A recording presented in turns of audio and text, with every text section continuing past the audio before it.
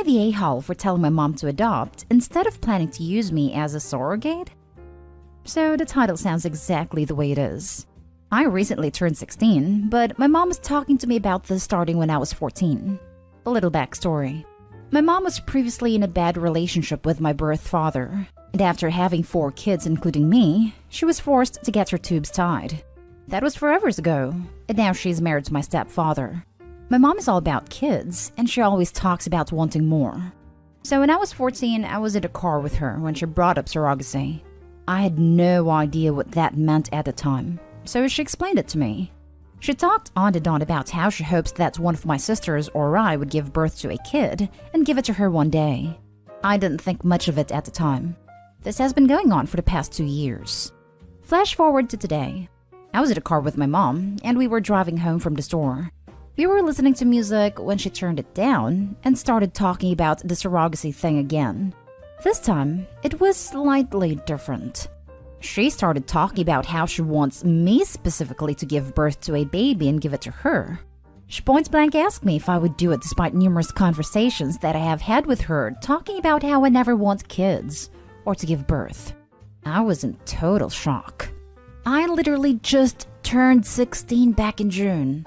I didn't speak for a second, but I answered back and told her that I would probably need a few years to think about it, and that instead of going through all the trouble of getting a brand new baby, she should look into adopting because there's a ton of kids who needs a family.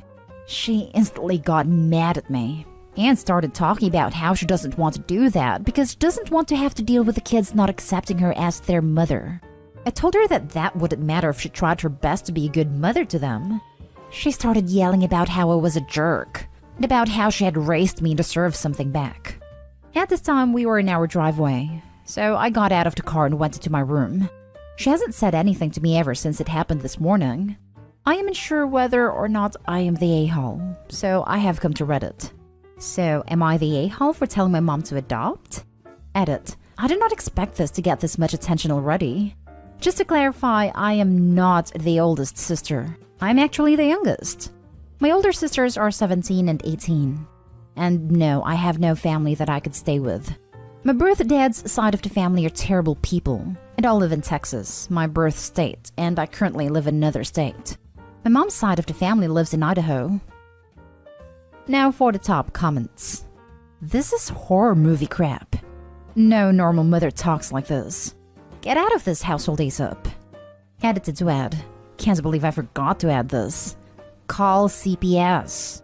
OP, this is not normal. Not at all. Call CPS and leave when you turn 18. This is not normal. This in a nutshell. This mom has some kind of emotional or psychological issue. The children need to be removed from her care and placed with someone who isn't going to try to make them carry pregnancy for them. Not a-hole. And oh my god, this is so messed up. You cannot be her surrogate. You cannot be a surrogate for your first pregnancy anyways. You are way too young. Jesus Christ. Rereading this, and she doesn't even want to be a surrogate. She just wants you to literally give her a child. Get out of there, girl. She's crazy, and there's no telling what she's going to do. Exactly. Sleep with the door locked, and maybe tell a counselor. Holy crap. Get a job, get your own bank account, save up, and leave the moment you turn 18. I'd call CPS now. I second both of these. What the actual hell? Not a-hole. Asking a teenager to be a surrogate is sick. Asking your 16-year-old daughter to be a surrogate for yourself is freaking insane. And you first brought up the subject when Opie was 14. I mean, holy crap, this is terrible. Opie, please listen to what people are saying about calling CPS. Now for the next story. Am I the a-hole for making my mom look bad? My female 16 mom has this belief that she should only pay for the essentials. Food, water, shelter, the cheapest phones she could get her hands on, and just enough clothes so we don't freeze or walk around naked. And we're on our own for everything else. We also don't get an allowance. And in my neighborhood, it's nearly impossible to get a job before you're 16. When I was in 6th grade, my teacher had the system where he'd give us 1 minute after the bell rang to unpack. Once all of us were in our seats, he'd stop the timer and write the remaining time left on the board. Once it added up to an hour, we'd get a pizza party. The cost of the pizza parties was $2 for pizza and $6 for a smoothie or milkshake. I didn't have money, and my mom wouldn't give me money, so I was the only person without a smoothie or milkshake at these parties. The teacher usually felt bad for me and gave me pizza anyway. It was kind of humiliating, sitting there and watching the teacher pass out everyone's orders, and being the only person without any food or getting the leftover slice of pizza. In March, when all the schools and daycares shut down and people were desperate for a nanny, I started working 12+ hours a day, 7 days a week, and made pretty good money. I still babysat 4 days a week during the school year, and I'm working 6 days a week now, so I have a pretty good amount of money coming in, so I can do things with my class and leave when I'm 18. My sister, female 11, is going to 6th grade and will have the same teacher. So at the beginning of the year, I told her to let me know when they have pizza parties and I'll pay for it.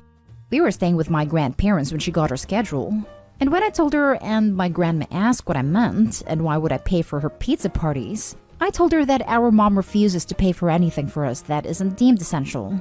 Also, I told her about how I was the only kid in the class without a milkshake and stuck with a leftover slice of pizza if I even got any. My mom and my grandparents have been fighting since, and it's kind of my fault. So I wanted to know if I was the a-hole. Edit. I saw a lot of comments on this, so I wanted to put it in an edit. My mom can't afford to give us more than the bare minimum. She goes out to eat multiple times a week and goes on weekend trips at least once every other month. And about my dad, he died when I was 6, so he can't really help. Not the a-hole. They ask, and you explained. If your mother knew it would make her look awful, she shouldn't have done it. You didn't make your mom look bad, OP. Your mom did that all by herself. You're being a good big sister, and stay out of it if your grandparents, hopefully, put her in her place. Not an a-hole. True. OP could have easily thought, it's a growing experience I had to go through, but a totally useless and embarrassing one to have to learn as a child. Good on her for already being a better role model than her own mother. Not an a-hole. If your mother was embarrassed by her actions, then she should not have acted that way. She is ashamed of herself and is trying to defend her actions to her mother. It has nothing to do with you. This. If you can't defend an action which more than one person knows of, as Ben Franklin said, 3 can keep a secret if 2 of them are dead, then she damn well shouldn't have pulled that move. She made herself look bad. Not an a-hole. If anything, you're a goddamn saint. All you did was tell the truth and spare your sister the pain you felt. Agreed. OP, how is this your fault? Did you choose to be the only kid without food? Did you even choose to work almost full-time hours while still a teenager? Or was that something you had to do because of the choices of others? None of this is your fault. Those are just the consequences of your mother's actions coming home to roost. Not an a-hole. Next story is titled, Am I the a-hole for cutting my father's family out of my life? Background. My father passed away when I was 8 years old. My mother decided to honor his wish by staying close to his family. My grandmother assisted in raising me, and while she emotionally and physically mistreated me, I still care about her. My father had 2 brothers, Tom older and Derek younger. I used to be closer to Tom, but Derek always treated me like I was a little sister trying to get his mommy's attention. He's always been a mama's boy and tries to solve all his problems with his fists. Now for the story. I moved away in 2015 after living and taking care of my grandmother. She did not want to move to Texas, so she moved to Washington to be around Tom for a while. Derek remained in Missouri, and my mother came with me. I remained close with my grandmother. I would call her when I was walking home from work, and we would spend a lot of time talking. Our relationship was better now that we were living apart. Tom and Derek would both yell at me about talking to her, but she would get upset if I didn't call her. She would insist that I keep open talks with my uncles. I was always polite, but I never felt comfortable around them due to things that had happened in the past. Fast forward to 2020, and we lost my grandmother to the virus in Easter. Near the end, Tom called me and said I was not to call the hospital for updates, as he would text me an update. This update consisted of a group text to Derek, myself, and several cousins. As she passed, he called and said he'd update me. I waited for when the funeral would be, or if we would do like a phone call. My grandmother was United Pentecostal, highly against cremation due to thinking she'd not get raptured someday. Tom texted the group and said that he cremated her. I texted back and asked what he was thinking. He had her will in his hand. All expenses had been paid already. I had a copy of her will. He said they wouldn't let him bury her, that he had to cremate her due to the virus. I called him on this BS and pointed out that they did not say anything about having to have a cremation. He told me if I didn't shut up, I wouldn't get my inheritance, and that it will all go to him and Derek. I held my tongue. He said to text me when they were going to bury her ashes at the end of summer. I waited. I messaged him around the end of August, and he said they weren't going to do it until spring, blaming the virus again. Okay. In October, I get a text with pictures of him, Derek, and a few other family members burying her ashes. No one called or texted me that this was happening. I was very hurt. I mean, they could have at least called me on the phone and said, "Hey, we're going to bury Grandma. If you can't come, we can at least call and let you listen to the funeral." I'm just done with these toxic people in my life. But my mother's telling me I'm being an a-hole by not trying to keep in contact with them and keeping my grandmother's wishes of talking to them. I don't think I am, but am I? Now for the comments. Not a-hole. Sometimes you have to just remove yourself from a toxic situation. No one deserves to be treated like that. Not a-hole. I don't know, but maybe you should talk to a lawyer just in case. I don't know if it's illegal, but if it's in the will she wanted to not be cremated, I think maybe you should talk to a lawyer. Also, if they wanted to withhold inheritance from you, you should talk to a lawyer. I'd try to get evidence on them for that stuff. Also, with your mom saying to hold your grandma's wishes and to talk to them, they didn't hold her wishes to not be cremated. So I don't think she should be mad at you for anything when they did something as awful as that to her. Not a-hole. And I'm sorry you lost your grandma to COVID. Not being notified about a funeral would definitely be the end of the relationship for me. I'm sorry they did that to you. My opinion? They chose to cut contact, not you. You stayed in contact while your grandma was here, which was her wish. Not telling you about funeral plans was childish and petty. They knew what they were doing. I also don't think they can make changes to your grandma's will because they want to. Make sure you check into that and get the inheritance that's rightfully yours, if your grandma included you in her will. Not a-hole. Threatening to withhold inheritance is enough to cut them out, in my opinion. Don't jump through the hoops that people who treat you poorly enjoy setting. Anyone who says otherwise either loves setting the hoops or is conditioned to enable such poor behavior. Not a-hole. Controlling the flow of information to you, to which you are morally entitled to, is an act of mistreatment. It was done to me. My bio father ended himself, and no one was going to tell me. My 90-year-old grandfather demanded someone drive him to tell me a week later. And now when my grandparents die, no one will tell me. I have made my peace with it. However, like you, I realize these people add nothing to my life except their toxicity and control issues. Feel free to remove any feelings of guilt, as you have nothing for which to be guilty or ashamed. Last story. Am I the a-hole for not consoling my sister after her baby was taken by CPS? My sister, female 19, had her 2-month-old daughter taken after my sister tested positive for hardcore substances. My niece was found malnourished and had not even reached her birth weight yet, which was a little over 6 pounds. My sister and her boyfriend, male 24, also sold products to other people out of the house. My mom, female 49, went over when CPS said that they needed someone else over to watch the baby while they were waiting for the test to come back. My mom watched as the boyfriend would constantly leave the house and come back higher than the time before.